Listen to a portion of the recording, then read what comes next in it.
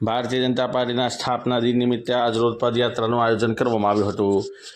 રામનવમી અને ભારતીય જનતા પાર્ટીના સ્થાપના દિન ઉજવણી નિમિત્તે ભારતીય જનતા પાર્ટી વડોદરા મહાનગરના અધ્યક્ષ ડૉક્ટર જયપ્રકાશ સોની તેમજ વિધાનસભાના મુખ્ય દંડક અને રાવપુરા વિધાનસભાના ધારાસભ્ય બાલકૃષ્ણ શુક્લની આગેવાનીમાં પદયાત્રાનું આયોજન વડોદરા શહેરના રામજી મંદિર બહુચરાજી 4 રસ્તા વિસ્તારમાંથી કરવામાં આવ્યું હતું, જેમાં શહેર ભાજપા અધ્યક્ષની સાથે રાવપુરા વિધાનસભાના ધારાસભ્ય અને વિધાનસભાના મુખ્ય દંડક સહિતના જે નગરસેવકો અને કાર્યકરો મોટી સંખ્યામાં ઉપસ્થિત રહ્યા હતા।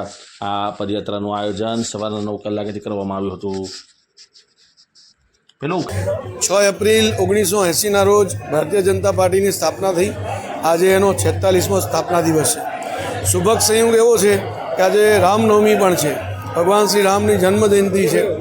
એટલે આ નિમિત્તે ભારતીય જનતા પાર્ટીના કાર્યકર્તાઓએ એક રામજી મંદિરથી શોભાયાત્રાનું આયોજન કર્યું હતું કાર્યાલય સુધી, અને એમાં વિવિધ સંસ્થાઓ પણ જોડાઈ હતી।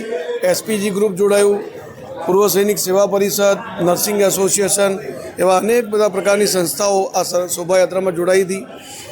ભારતીય જનતા પાર્ટીનો મંત્ર છે સેવા પરમો ધર્મ, એટલે એ નિમિત્તે આજે રામજી ભગવાનની જેટલી પણ શોભાયાત્રાઓ શહેરમાં નીકળવાની છે ત્યાં અમારા ભારતીય જનતા પાર્ટી વડોદરા મહાનગર તરફથી છાશ, લીંબુ પાણી અને પાણીનું વિતરણ થવાનું છે। એવી રીતે કાર્યાલયમાં પણ અમે આરોગ્યનો કેમ્પ રાખ્યો છે।